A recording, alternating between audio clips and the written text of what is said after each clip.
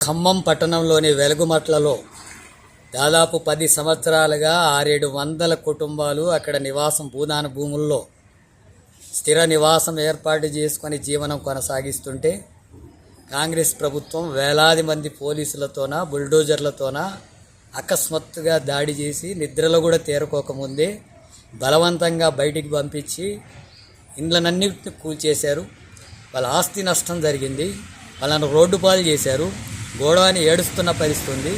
ఇప్పటికి వాళ్ళందరూ కూడా రోడ్ల మీద నిరసనలు వ్యక్తం చేస్తున్నటువంటి దుస్థితి కొనసాగుతూ ఉంటే ఆ ఘటనను కేరళ ముఖ్యమంత్రి విజయన్ ఖండించడం జరిగింది.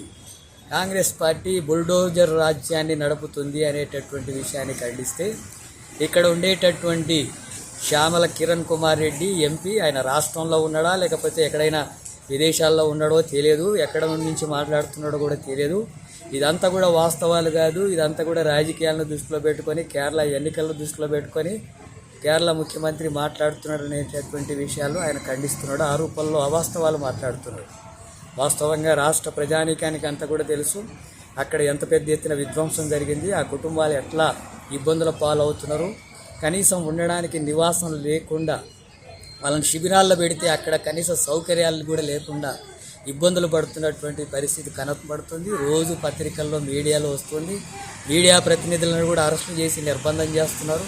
ప్రజా పోరాటాలు సిపిఎం పార్టీ ఆధ్వర్యంలో ఇతర సంఘాల ఆధ్వర్యంలో కూడా అక్కడ ఆందోళనలు జరుగుతున్నటువంటి విషయాలంతా కూడా వాస్తవం కాదా? అవి కనబడట్లేదా? అవి వినబడట్లేదా? ఈ ఎంపీకి పూర్తిగా ఏదేదో ఊహాగానాలతో మాట్లాడుతున్నట్టుగా మాట్లాడుతున్నాడు. కాబట్టి ఈ రకమైనటువంటి వైఖరి మార్చుకోవాల్సినటువంటి అవసరం ఉంది. ఇప్పటికైనా అక్కడ ఉండేటటువంటి పేదలకు అక్కడే ఇండ్లు నిర్మాణం చేపట్టి వాళ్ళకి నివాసం కలిగించేటట్టుగా చర్యలు తీసుకోవాలని చెప్పి సిపిఎం పార్టీగా డిమాండ్ చేస్తున్నాం. అట్లాగే ఇలాంటి అవాస్తవాలు మాట్లాడి ప్రజలు మభ్యపెట్టదలుచుకుంటే తప్పకుండా ఇక్కడ ఉండేటటువంటి ప్రభుత్వానికి కూడా ప్రజలు తగిన గుణపాఠం చెప్తారు. అట్లాగే ఇలాంటి వైఖరే రేపు కేరళ కాంగ్రెస్ కూడా ఇలాంటి ప్రభుత్వ విధానాలే అనుసరిస్తుంది అధికారంలోకి వస్తే అని చెప్పి అక్కడ ప్రజలు కూడా అర్థం చేసుకోవాల్సినటువంటి అవసరం ఉంది. అక్కడ వామపక్ష ప్రభుత్వం ప్రజలకు అండదండలుగా, పేదలకు అండదండలుగా అక్కడ పేదరికాన్ని నిర్మూలిస్తూ, ఇండ్ల నిర్మాణాన్ని చేపడుతూ, విద్య వైద్యం ఉచితంగా అందిస్తూ, నిరుద్యోగ సమస్య కోసం ఉపాధి కలిగించేటటువంటి చర్యలు తీసుకుంటూ, సంక్షేమ పథకాలు అమలు చేస్తూ పెద్ద ఎత్తున పేద ప్రజల పక్షాన నిలబడుతున్నటువంటి రాష్ట్రం ఏదైనా ఉందంటే అది దేశం మొత్తంలో ఒక కేరళలో ఉండే ఎల్డీఎఫ్ ప్రభుత్వం కొనసాగిస్తున్నటువంటిది ఉంది.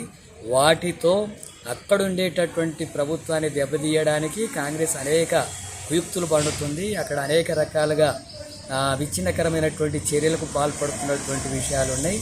వాటన్నిటిని కూడా ఎదుర్కొని అక్కడి ప్రజలు కూడా తగిన గుణపాఠం చెప్తారు. ఇక్కడుండే ప్రభుత్వం కూడా ప్రజా వ్యతిరేకమైన విధానాలు ఈ రూపంలోనే అనుసరిస్తే ఇక్కడి ప్రభుత్వానికి కూడా అదే పద్ధతిలో ప్రజలు గుణపాఠం చెప్తారు.